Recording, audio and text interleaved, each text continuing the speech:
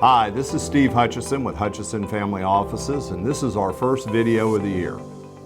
And we got a lot of material to cover, but first I wanted to give a shout out to McWhorter Concepts. They're putting this video together for us. They're going to be doing them on a regular basis, and you've probably seen their work on our website. Excellent job, and we're very pleased to have these folks with us today. But let's get started. When I do these videos, what I like to do is I like to focus on the economy from a factual basis, less a little bit of commentary, but not so much on the opinion side. Now, if I am going to give you my opinion, I'll say it's my opinion, okay? But what I want to do is stick to the facts. And so sometimes the facts have a tendency to make people uncomfortable because their perception of the facts may be based upon something other than the reality. So let's go into the first stat that I always like to do. I like to film these videos right after the unemployment report that comes out every month. And I'm sitting here looking at it on my iPad and I'm going, last month employment increased by 559,000 jobs in May. Not bad, good month. Although it was a little less than expected. And if we go back 30 days, it was even less than that. And it was reasonable a month prior to that. So what are we seeing? We're not seeing a consistent trend in employment. Now there's two schools of thought on that. One school is we're still coming out of this COVID thing. Businesses are not fully reopening on a nationwide basis. So it's going to be slow and bumpy and staticky. And I agree with that.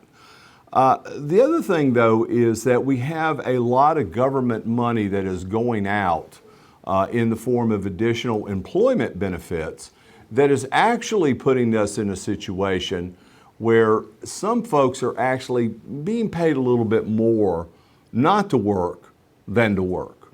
But we're starting to see people go back to work. What's interesting as I read through this employment group, major employment groups, if you take a look at teenagers, unemployment rates declined by 9% for teenagers. If we look at whites, declined by 5%. Hispanics, a decline of 7.3%.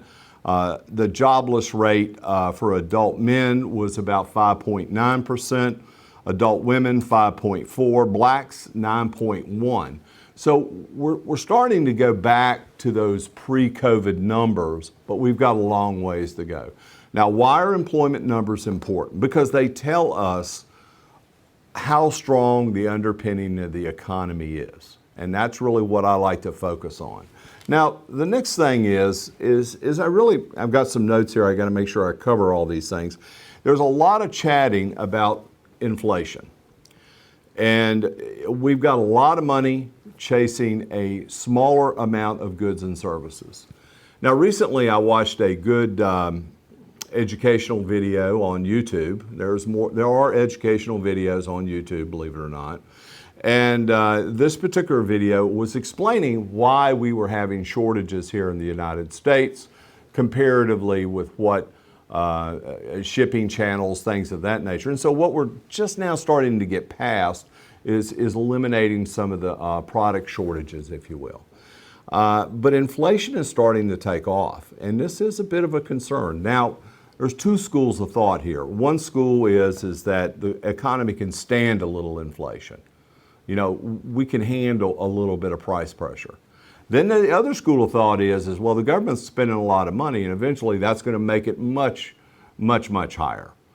Okay, I don't really want to get into the debate of what the government's spending. Will it have an economic effect on inflation? It's quite possible, but the bottom line is goods and services are going to increase.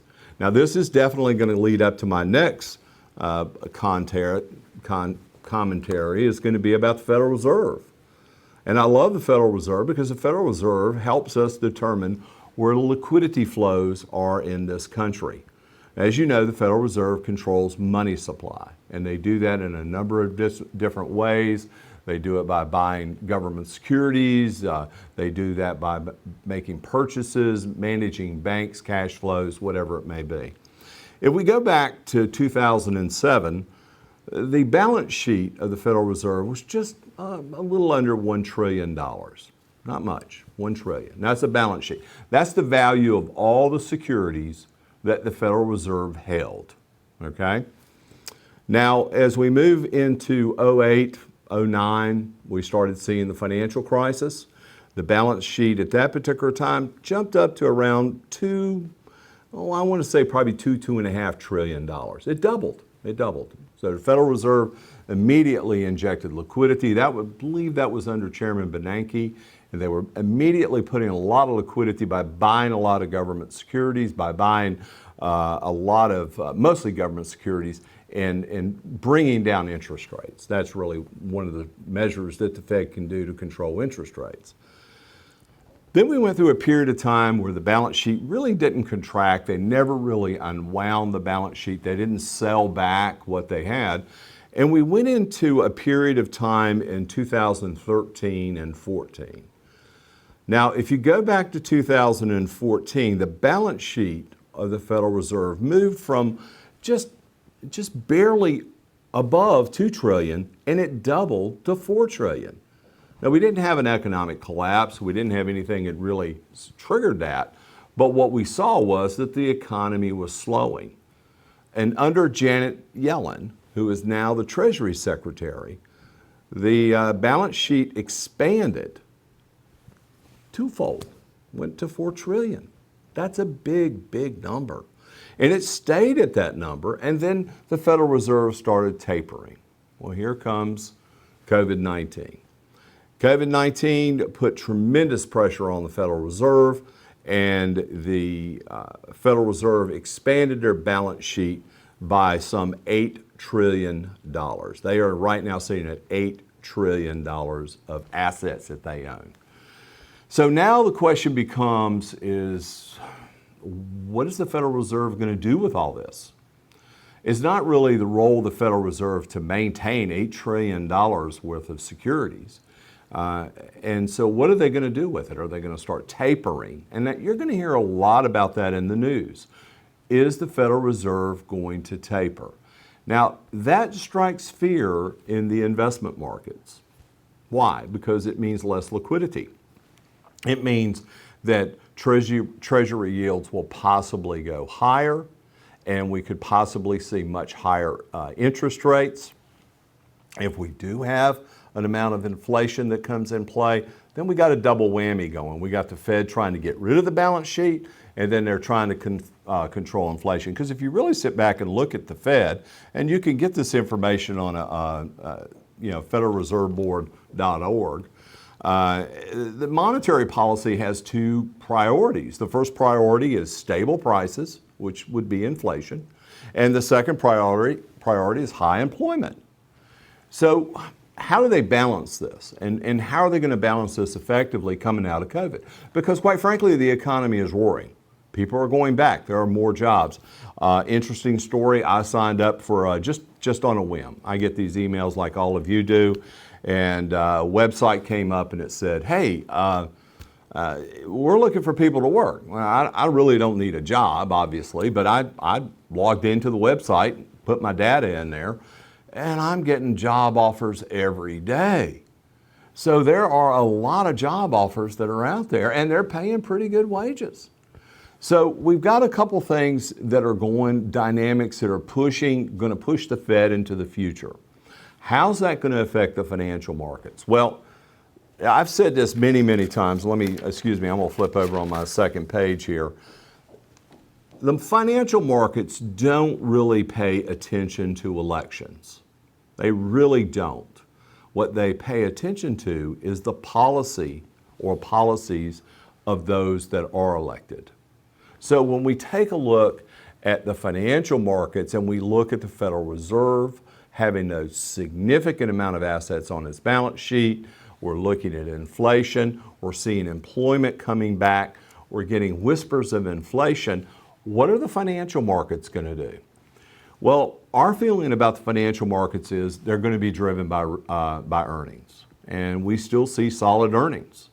And as companies, many of the companies that we put in our portfolios are driven by earnings. So we still see solid earnings coming out. So do we see an economic collapse? No, we don't. We don't see one. We didn't even see one during COVID.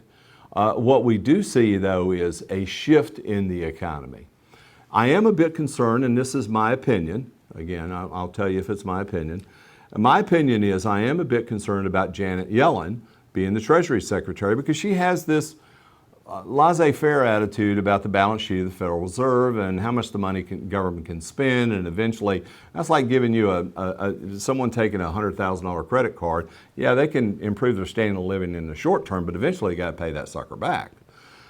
So the bottom line is that does raise a little bit of concern. And she was part of the Federal Reserve. She was the Federal Reserve chair during that period of time where the Fed significantly increased its balance sheet previous to the existing one. And Powell was on the board as well, Chairman Powell. So the bottom line is I watch the Fed closely. Always, there's an old saying in investments, you don't fight the tape, and you certainly don't fight the Fed. And if the Fed is easing, then the financial markets are going to perform well. Now, if the Federal Reserve starts tapering, it is going to increase volatility.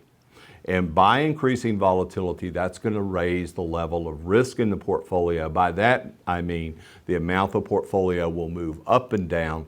In other words, we won't see a gradual increase in financial assets. We'll see maybe this over a period of time. We actually may see a few corrections, which we're well overdue for that. So from a financial perspective, I think we're very solid. I think we look good. I think companies have sufficient amount of assets to be able to do what they need to do. I am somewhat concerned about the Federal Reserve tapering, and I do see that as a risk in the financial markets.